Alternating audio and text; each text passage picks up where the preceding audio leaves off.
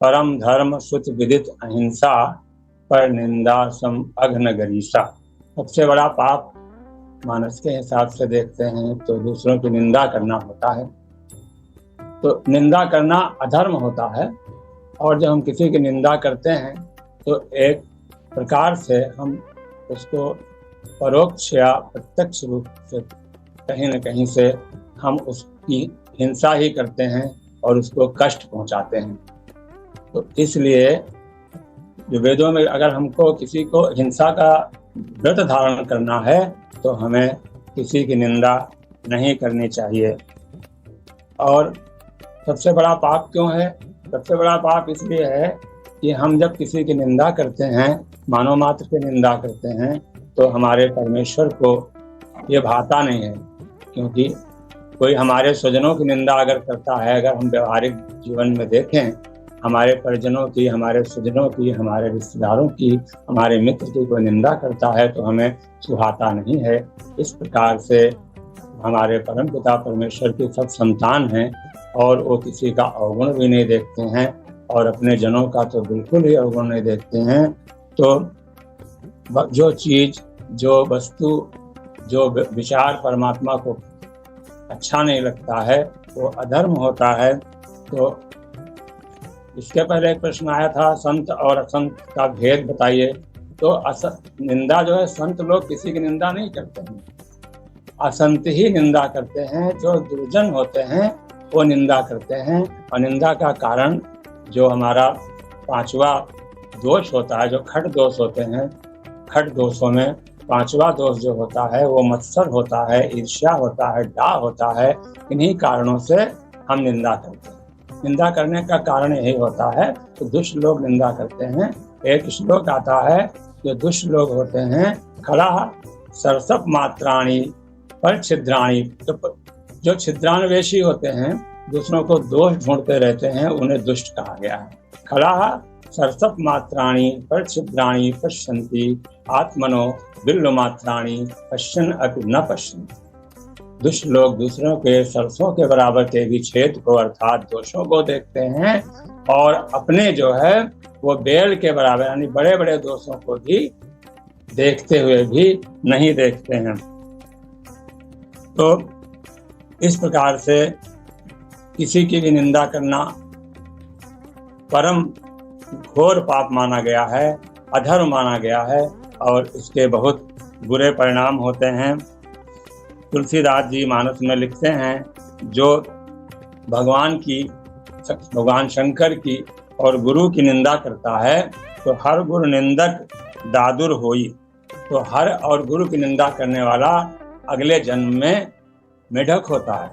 ये तुलसीदास जी ने हम लोगों को डरवाने के लिए या भय दिलाने के लिए नहीं कहा है, क्योंकि रामायण की एक एक चौपाई, एक एक शब्द मंत्र है, और ये सत्य है, निश्चित सत्य है। अगर हम भगवान की निंदा करते हैं, गुरु की निंदा करते हैं, तो हमें अगले जन्म में दादुर होना पड़ता है।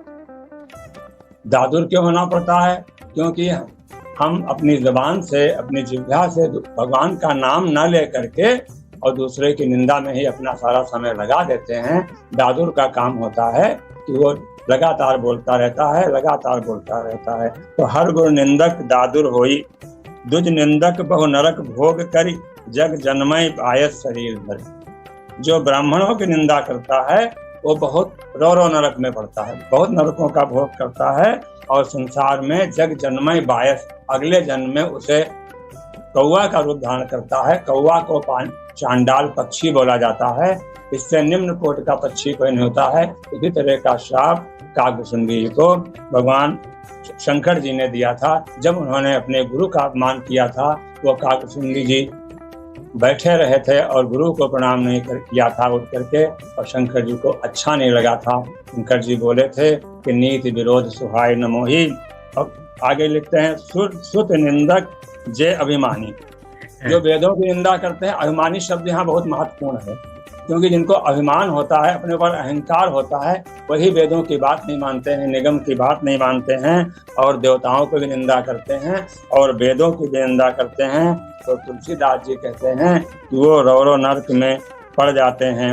ओहि उलूक संत निंदा जो संतों की निंदा करते हैं उन्हें बताया गया है कि अगले जन्म में उन्हें उल्लू का रूप धारण करना पड़ता है। उल्लू का इसलिए धारण पड़ता है कि वो अज्ञान में रहते हैं, उल्लू को नहीं दिखाई पड़ता दिन में, तो इसलिए उसी अनुसार उनको जन्म मिलता है। क्योंकि संत तो साक्षात परमात्मा होते हैं और संतों की जो निंदा करता है उसके आंख कान समझ लीजिए सब कुछ भी नहीं, उसको न वो देखता है न वो सुनता है, वो देखते हुए नहीं देखता है, सुनते हुए नहीं सुनता है और परमात्मा संत को नहीं पहचान पाता है। संत सबके लिए जन्म धारण करते हैं, ऐसे की निंदा करना महामूर्खता है, अज्ञान है, अविवेकशीलता है। तो ऐसे लोगों को अगले जन्म में उल्लू का रूप धारण करता है। और बाबा लास्ट में सबका निचोड़ लिखते हैं कि सबके निंदा जे जड़ नर करहीं, सबके निंदा जे नर करहीं, ते चमगादुड़ होई अवतरहीं। उन्हें उल्टा लटकना पड़ता है, क्योंकि निंदा करने के लिए तो अपने अपने रस में निंदा करता है। अगला व्यक्ति उसको कुछ भी ना कहे, उससे लेना देना ना हो, उससे कोई संबंध ना रखे, उसके बारे में ना सोचे न विचारे, तब भी हम अपने को सुख देने के लिए या अन्य कारणों से ईर्ष्या बस इसी कारण से निंदा, सबकी निंदा करते हैं। किसी के गुण तो देखते नहीं, सिर्फ अवगुण ही अवगुण दिखाई देते हैं। ऐसे दुष्ट लोग, ऐसे असंत लोग, ऐसे खल लोग अगले जन्म में चमगादड़ का रूप धारण करते हैं। चमगादड़ की योनि में उनको जन्म लेना पड़ता है। तो पर निंदा इसीलिए सबसे बड़ा पाप माना गया है। एक प्रसंग आता है, जब रावण और अंगद का प्रसंग चल रहा था, तो अंगद के सामने जब रावण की एक नहीं चली तो उसने जो है अंततः भगवान राम की निंदा करना शुरू कर दिया। और भगवान राम की निंदा जिस तरीके से किया हम अपने मुख से नहीं कर सकते हैं। और भगवान राम की निंदा सुन करके तब अंगद को बहुत क्रोध आया। वो अपना दूत का भाव भूल गए और परम प्रभु के दूत को क्रोध में नहीं आना चाहिए, उसे अपने दिमाग में सामंजस्य स्थापित करना चाहिए, अपने कूल रखना चाहिए, ठंडा रखना चाहिए। भगवान राम की निंदा सुनते ही अंगद को क्रोध आ गया और अंगद ने अपने दोनों भुजाएं पृथ्वी पर दे मारी और किटकिटा करके, और उससे जो है रावण भी गिरते गिरते बचा। जैसा पिछले प्रसंग में आया था, उसके 4 मुकुट गिर गए थे और वो चारों अंगद ने उठा करके भगवान राम के पास भेज दिए थे। तो नीत धर्म के चरण सुहाए, ऐसा बाबा ने लिखा है कि वो चारों मुकुट नहीं थे, और राजा के 4 गुण थे। तो राजा के 4 गुण होते हैं, तो चारों गुणों के रूप में उन्हें भगवान राम के पास आ गए कि रावण अनीति पर है, तो ये राम जी के पास हम इसको भेज देते हैं। एक प्रसंग और आता है, जब सती माता अपने पिता दक्ष के यज्ञ में जाती हैं, तो वहां पर देखती हैं सती जाए देखो जब जागा और कतहु नदी के शंभ कर भागा। शंभू का, शंकर जी का वहां पर हिस्सा ही नहीं लगा था, उनके लिए कुछ हवा ही नहीं चढ़ा था, क्योंकि उनका भी हिस्सा होता है, उनका भाग होता है। और पिताजी भी शंकर जी की निंदा कर रहे थे दुर्भावना वश बैर के कारण, और उनके साथ में सारे ऋषि मुनि जो यज्ञ में शामिल होने आए थे वो सभी लोग भगवान की शंकर जी की निंदा कर रहे थे। तो सती जी को बड़ा क्रोध आया, उन्होंने सभा को डांटते हुए कहा कि सब लोग शंकर जी की निंदा कर रहे हो, ये बहुत अनीति है। तो उन्होंने कहा, सुनो सभा सकल मुनिंदा, कही सुनी जिन शंकर निंदा। जिन जिन लोगों ने शंकर जी की निंदा कही है, तो सो सब उन लोगों को तुरंत फल मिलेगा और भली भांति पछताप पिताहू, पिताजी को भी भली भांति पछताना पड़ेगा। शंकर जी की निंदा सुन करके उन्होंने अपने शरीर को त्यागने की बात कही और क्रोध में आकर के वो यज्ञ में अपने आप को, उन्होंने योगा अग्नि में अपने आप को जला लिया। और इस प्रकार से बाबा लिखते हैं, सबको पता है फिर उसका फल कैसे कैसे सबको भोगना पड़ा, दक्ष की क्या गति हुई और सारे ऋषियों मुनियों को कितना दंड भोगना पड़ा। तो ये लिखा हुआ है कि अगर भगवान राम की हर निंदा, हरिहर निंदा सुने जो काना, कोई अपने कानों से अगर भगवान की निंदा, हरि की निंदा और शंकर जी की निंदा करता है तो हो पाप गोघात समाना, गौ हत्या के समान पाप लगता है।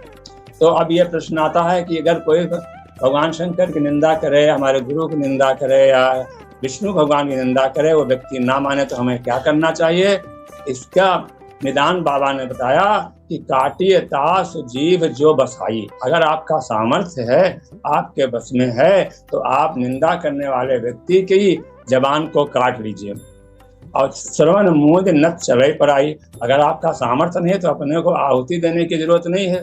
वहां से अपने कानों में हाथ लगा करके, पराई का मतलब होता है कि बड़े वेग से भागना होता है। इतनी तीव्रता से आप वहां से निकलिए कि उस निंदा का एक शब्द भी, एक अक्षर भी आपके कान में न जाने पाए। तो इसी प्रकार से सज्जन पुरुष जो होते हैं वो किसी की निंदा सुनते नहीं हैं, अपने कानों को गंदा नहीं करते हैं, अपने कानों में दूसरों का कूड़ा नहीं रखते हैं, वो अपने भगवान के ध्यान में लगे रहते हैं। शंकर जी की कितनी निंदा हुई। जब यज्ञ में शंकर जी गए तो दक्ष ने यज्ञ किया, अपने अभिमान को पोषित करने के लिए दक्ष ने एक यज्ञ किया और उसमें अपने दामाद शंकर जी को, महादेव जी को बुलाया। तो ये होता है जब बड़े लोग, राजा लोग कोई सभा बुलाते हैं तो सबसे अंत में आते हैं।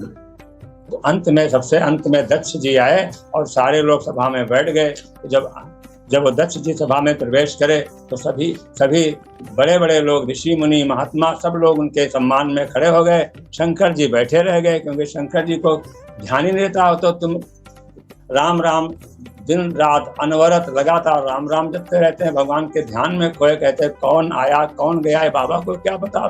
लेकिन आने वाले व्यक्ति ये नहीं देखता है कि हमारे सम्मान में कौन खड़ा हुआ, वो ये देखता है कि मेरे सम्मान में कौन नहीं खड़ा हुआ। तो शंकर जी को देख करके उनको बड़ा क्रोध आया। तो तब से उन्होंने उनसे वैर मानना शुरू किया। शंकर जी पार्वती सती जी से कहते हैं, दक्ष सभा हम सब दुख माना, तात्यो अजो करे अपमाना। दक्ष की सभा में उसने हमसे दुख माना है, इसलिए आज भी वो मेरा जो है अपमान करने की सोचता रहता है। और कुछ लोग जो दूसरों की निंदा करते हैं वो अपने को ऊंचा साबित करने के लेते हैं। तो एक संत कहते हैं, अगर आपकी कोई निंदा करता है, आपकी से कोई ईर्ष्या करता है, तो उससे आप परेशान हुए। इसका अर्थ ये होता है कि वस्तुतः वो आपसे अपने को छोटा समझता है और आपकी उन्नति को, आपकी प्रगति को वो नहीं देख पाता है, इसलिए आपकी वो निंदा करता है। और जो सज्जन लोग होते हैं वो दूसरों की निंदा नहीं करते हैं, वो अपनी आलोचना स्वयं करते हैं। और ये कहते हैं कि निंदक नियरे राखिए आंगन कुटी छवाए। एक चौपाई आती, निंदा आप सराहें मीना। जो नगरवासी अयोध्या के होते हैं, राम जी अयोध्या को छोड़कर चले जाते हैं, तो वो अपने आप को हीन समझते हैं और मछलियों को ज्यादा अच्छा समझते हैं, उनकी सराहना करते हैं। धिक जीवन रघुवीर विहीना, कि भगवान राम के बिना हमारा जीवन को धिक्कार है। राम जी चले गए और मेरे प्राण यहीं रह गए। और मछली क्या करती है, जब जल उसको छोड़ करके चला जाता है तो जल से इतना प्रेम करती है कि जल के वियोग में अपना प्राण त्याग देती है। तो इस प्रकार से संत लोग जो है वो किसी की निंदा करते हैं ना निंदा सुनते हैं और पाप से बचे रहते हैं। हम सबका यही कर्तव्य है कि हम ना निंदा करें ना निंदा सुने। और अगर हमें अहिंसा रूपी व्रत को धारण करना है तो निंदा करना एक बहुत बड़ी हिंसा है। अगर किसी को व्यक्ति को प्रत्यक्ष या परोक्ष रूप से पता चलता है कि इसी व्यक्ति ने बिना किसी कारण से मेरी निंदा की है, तो वो बहुत दुखी होता है। और आपको पता है कि किसी को तन से, मन से, वचन से किसी को किसी प्रकार का कष्ट देना, किसी जीव को, जीवधारी को, किसी मनुष्य को, किसी व्यक्ति को अगर हम किसी तरह का कष्ट पहुंचाते हैं तो वो निंदा होता है। इसके विपरीत अगर हम किसी का परोपकार करते हैं, परोपकार का मतलब होता है जो स्वजन नहीं होते हैं, जिनको हम नहीं जानते हैं, परोपकार जो दूसरे लोग होते हैं, वो निस्वार्थ भाव से अगर हम उनका उपकार करते हैं तो हमारे लिए परम धर्म साबित होता है। तो अपनी वाणी को यहीं विराम देते हैं। सभी को राधे राधे।